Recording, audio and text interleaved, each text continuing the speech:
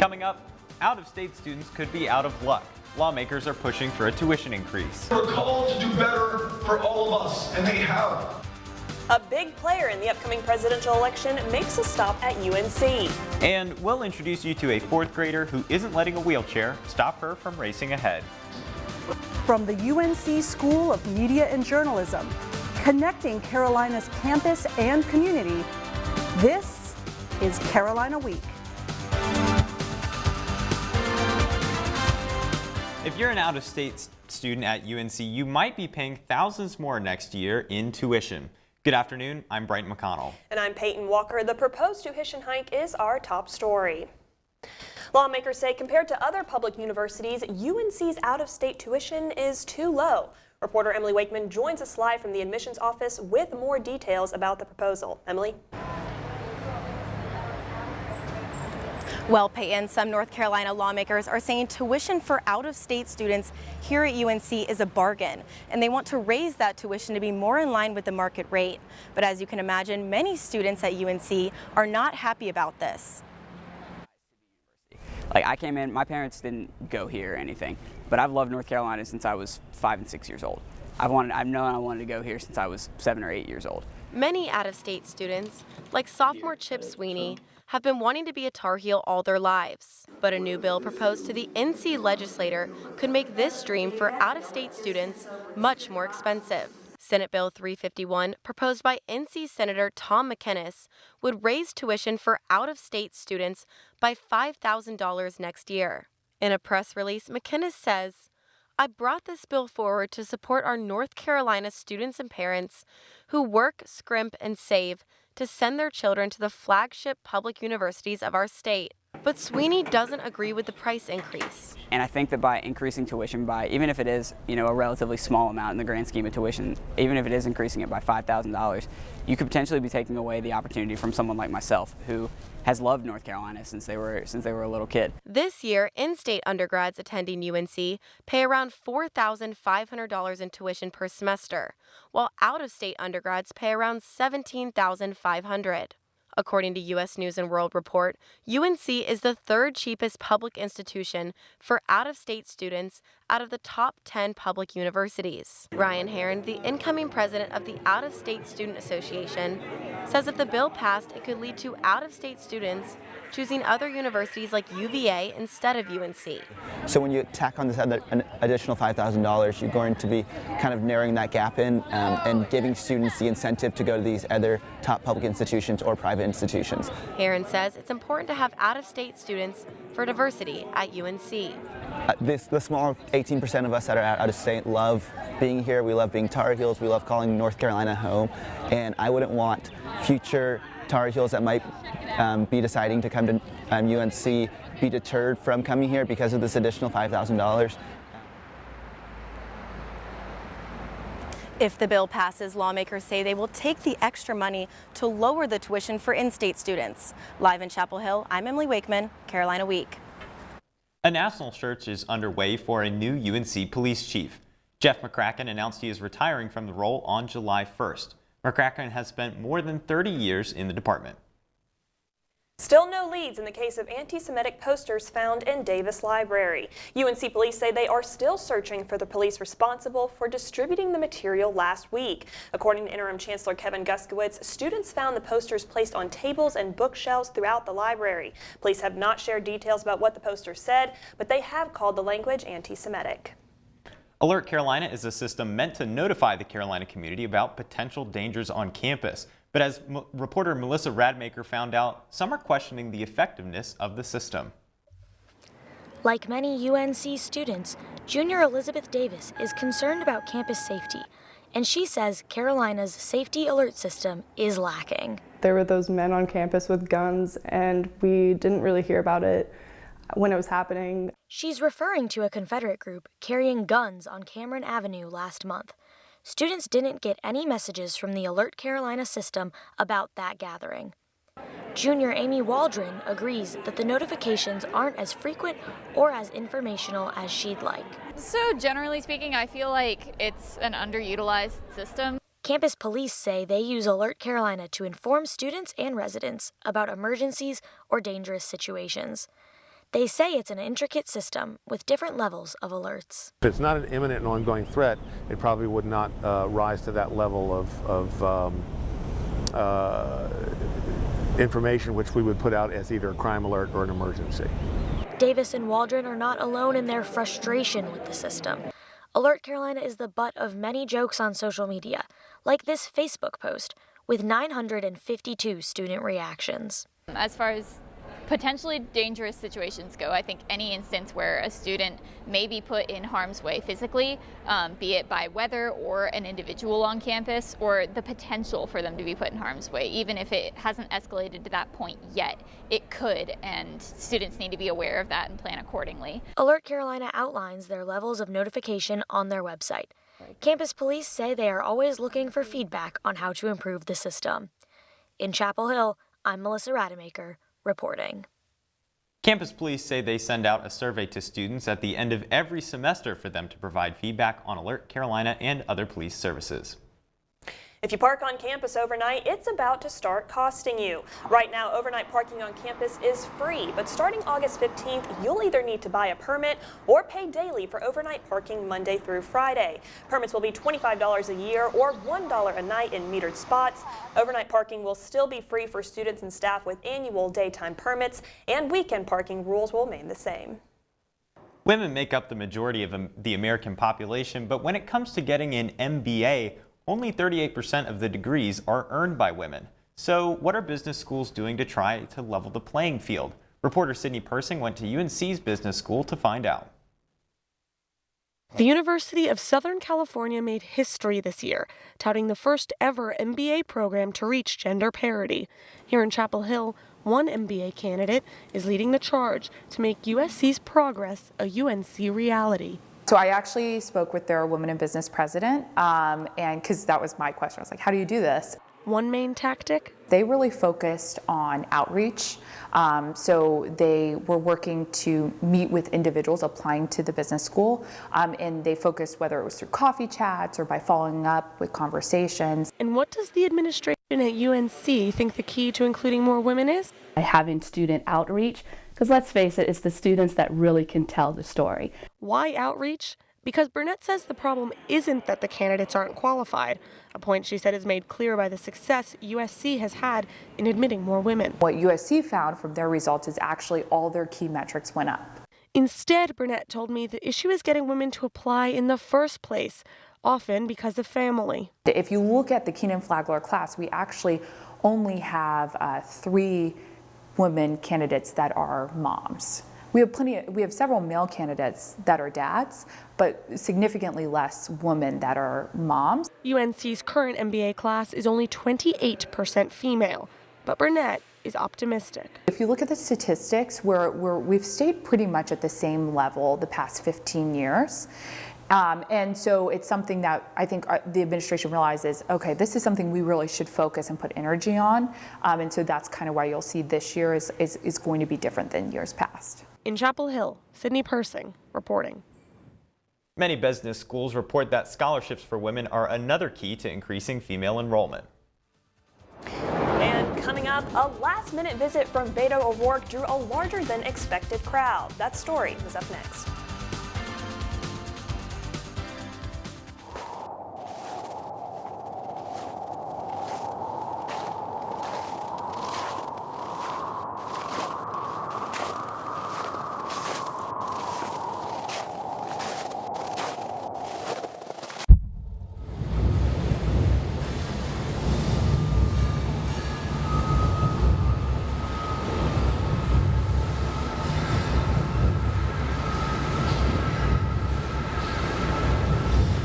Blue. Blue's not feeling well. The prescription? Generic medication. Blue wonders, do they really work as well as name brands?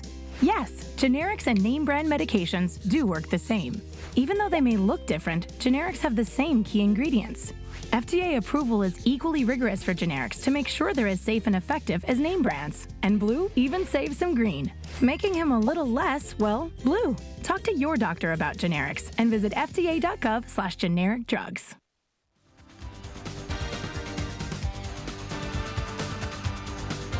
We are 566 days away from Election Day, but Democratic presidential candidate Beto O'Rourke already is setting his sights on North Carolina. The former Texas congressman paid campaign tour stop here on campus. Reporter Molly Jordan has the story. When Beto O'Rourke walked through the doors of the Student Union on Monday afternoon, the enthusiasm from the 700 students and community members in attendance was palpable. The 2020 Democratic presidential candidate delivered a passionate stump speech to a sold-out Chapel Hill crowd, outlining his views on voting rights, single-payer health care, and climate change. The event, which was organized by the UNC Young Democrats, was O'Rourke's third stop during a day of campaigning in North Carolina. Attendees had the opportunity to ask O'Rourke questions about policy issues. Senior Sean Kurz said the casual Q&A style event allowed supporters to get to know O'Rourke on a personal level. He was kind of just sitting in a room with us and talking about different policy issues, and I thought he really, illuminated a lot of his political beliefs. And while most of the crowd seemed energized by O'Rourke's message, some students say his speech fell short of their expectations. My first thought was that I didn't hear any of the policy proposals that I was hoping I was going to hear. Smith says she was moved by O'Rourke's speaking style, but that he failed to offer concrete policy solutions to the problems she cares about. I need somebody that's not just going to win. I need somebody that's going to actually make a difference and revert some of the problems that are in the current White House. Students like Smith and Kurz are still waiting to make their decisions about who to support next November. In Chapel Hill, I'm Molly Jordan, reporting. Some of O'Rourke's major talking points are universal health care, gun control, and finding a pathway to citizenship for undocumented immigrants. For children with autism spectrum disorder, bright lights and loud sounds can be overwhelming. But one Chapel Hill attraction created a more welcoming environment as part of Autism Awareness Month. Moorhead Planetarium hosted an event designed for children with autism and their families. The show featured all the usual Moorhead activities like the Full Dome Theater and the Science Stage, but with alterations to make them more comfortable for their guests. These included lowering the volume and making it slightly brighter than normal inside the theater during the show. Staff say the idea for the event came from other local museums.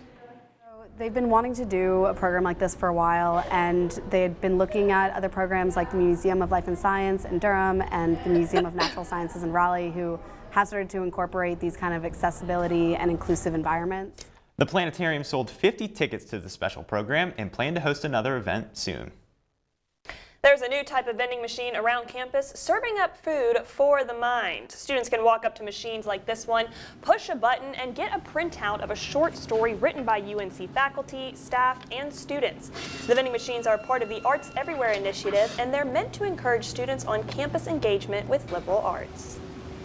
The UNC Playmakers have been entertaining theater audiences for decades, but before the stage is set, it must be built. So who does that? Reporter Ethan Jordan takes us to find out. Playmakers Repertory Company has been a staple at UNC since 1918. Through the years, the stage has been home to hundreds of different set designs created by the company's designers and scenic personnel. Technical production graduate student Kyle Spence says the sets are much more than something interesting to look at on stage. You can adapt them and set them in so many different places. And tell a completely different story even with the same words. And it's a large part of that is that scenery element that's helping to tell that story. Spence and his co-workers don't construct the stories alone. He instructs Drama 191, a class that is focused on learning tool safety and helping to build Playmakers sets. Many dramatic art majors take the class to earn their degrees, but student Jackson Campbell says the class is no chore. And so it's really cool to sort of get that experience, especially coming from someone who hasn't done a whole lot of tech. It was really cool to sort of be able to do that and then to sort of, see what you worked on being used in like a professional show. Students and scenic personnel have fun building the worlds of each play. And Spence says the work is rewarding, even if it doesn't always get the spotlight. I love to problem solve, and that is a big part of what we do as the TD staff, and just kind of the unique problems and creative solutions we're able to come up with that keep the creative juices flowing is the biggest part of why I love this job. Plays come and go, but Playmakers' scenic personnel will continue to do their part in filling the house, in front and behind the curtain. In Chapel Hill, I'm Ethan Jordan, reporting. And even though the school year is wrapping up, there are still 2 more Playmakers shows you can catch before summer break. Some call it North Carolina snow. It's that yellow pollen that covers everything in the spring. And this year it's been particularly bad. Check out this picture right here. This is actually a shot of the city of Durham taken just about a week ago. As you can see, there is a just haze of pollen blanketing the city. They're calling it the pollen-pocalypse, and it has taken a big toll on many people in the Triangle area. But never fear, I'm going to go through a few tips to help you guys combat some of those not so fun allergy symptoms. First, it's been shown that drinking green tea can help your body fight off a wide range of allergens, one of them being pollen, so be sure to have your daily dose of that.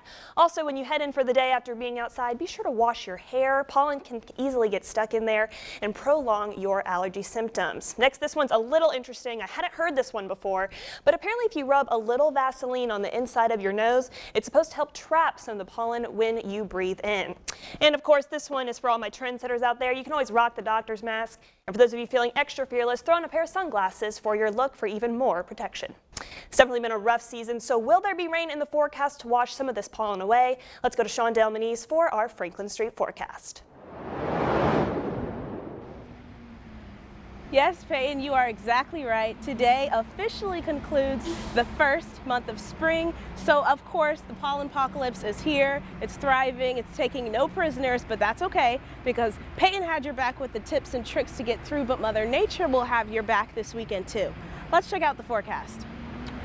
So our highs today and tomorrow are identical. We're looking at 80 degrees, which are some of the highest highs we have seen in months. Okay, it's really starting to heat up out here. Our lows are also pretty moderate and similar. We're looking at 60 and 65 degrees and also a 40% chance of rain tomorrow night. But Friday is the day that I was talking about earlier when I said that Mother Nature would have your back, and that's because we have a 90% chance of rain to wash away all of that pollen. So if you have allergies, what that means for you is that you can put down that green tea, put down those doctor's masks, go outside and just breathe for free with an umbrella, because none of this pollen will be out here, at least for the meantime. And as the rain dies down for the rest of the weekend, so will our temperatures will start to cool down to about upper 60s for our high and upper 40s for our low. But that's all we have for you this week, Tar Heels. Hang in there. I'm Shondell Manise. Coming up, the softball team channeled its inner Drake and went back-to-back against the 3rd-ranked Florida State on Monday night. Carolina Week Sports is after the break.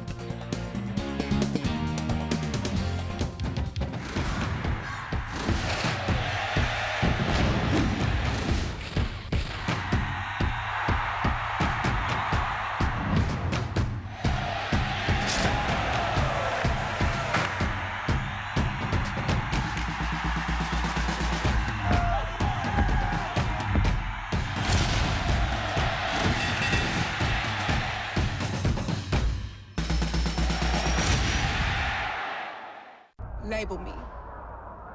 You know you want to. Don't be shy. You do it behind my back. So say it to my face. You don't know me. You know what I am? I'm a pitcher. I'm a striker. I'm a point guard. I'm a linebacker. I'm a setter. Shortstop. High jumper. Wrestler. Defender. Goalie. Student.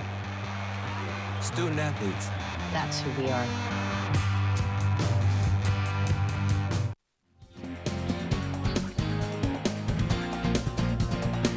Welcome to Carolina Week Sports. I'm Colleen Brown. Looking to avenge its loss to FSU in Game 1, the softball team hosted the Seminoles on Monday night for Games 2 and 3 of the series. Now, Florida State got on board first with Sydney Sherrill homering on an 0-2 count. The Heels answer in the bottom of the first, with Megan Dre reaching home plate when the FSU shortstop can't make this catch. Dre's base running gives the Heels their first lead of the game in the bottom of the 3rd, as she puts pressure on the defense to make a play, breaks up the throw to 3rd, and scores on the missed catch. Heels take the lead 3-2. Later on, the game is tied at 4-all going into the 9th inning, until Sherrill decides one dinger isn't enough, knocking a second ball out of the park to give FSU the 5-4 edge. In the bottom of the 9th, Brittany Pickett drives in 1 run with this single to right field, and it's 5-all. Then with the bases loaded, up steps Berlin De La Mora, who says she wants the walk-off and slugs this pitch to the track, bringing in the game-winning home run. Heels win this thriller in a walk-off fashion 5-4. UNC looked to carry the momentum. UNC looked to carry the momentum into Game 3 of the series after giving up 9 hits in Game 2. The Heels defense flipped the script in a big way. Carolina took a 1-run lead in the 4th after a fielding error by Florida State. UNC's strong defense helped pitcher Hannah George hold the Seminoles to just 3 hits. Carolina wins 1-0 and takes the series 2-1. Head coach Donna Papa says Florida State's ranking didn't rattle her team. You know, and it wasn't like, oh my gosh, you know, they're number 3. We just don't do that. We just made plays that we needed to make. We got hits that we needed to get. The softball team will face Campbell on the road tonight at 6. On a Tuesday night, the baseball team traveled to Charlotte for a neutral site game in a border battle matchup against South Carolina. Neither team scored in the first, but the Gamecocks got on the board in the second with this double by Brady Allen. Up next, a home run by Andrew Eister put South Carolina up by 3. Now the Heels responded as Michael Bush continued his hot hitting streak with this 2-run homer in the 6th, cutting the Gamecock lead in half. This proved to be the only scoring the Heels produced through the night. South Carolina takes the game 5-2. The Heels look to bounce back this weekend at home with a series against Boston College. And everybody, it's springtime, so you know what that means. ACC championships, of course. The women's tennis team looked to clinch its 4th consecutive ACC tournament title this weekend. Now the Heels are headed into the ACC championship sitting pretty as the 1 seed.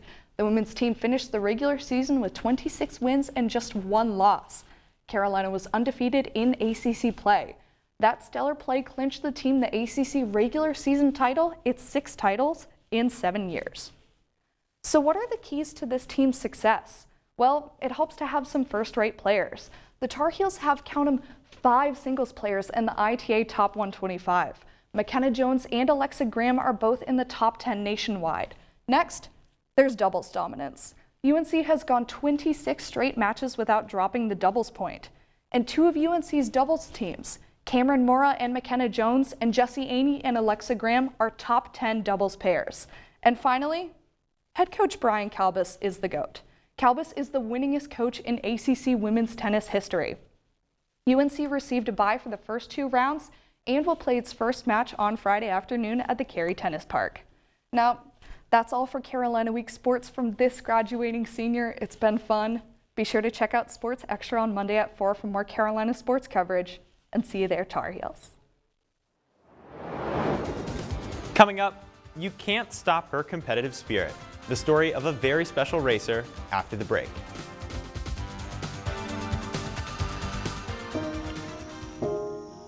This is the story of a boy who didn't talk for a long time. The boy liked things to always be the same. Any changes would scare and upset him. The unknown was an unfriendly place.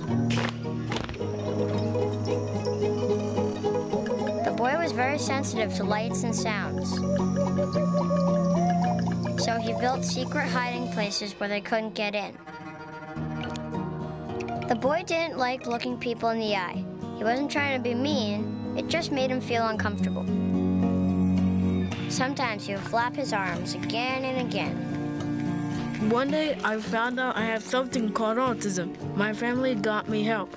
Slowly, I found my voice and learned all the ways I could live with it better. Early intervention can make a lifetime of difference. Learn the signs at autismspeaks.org.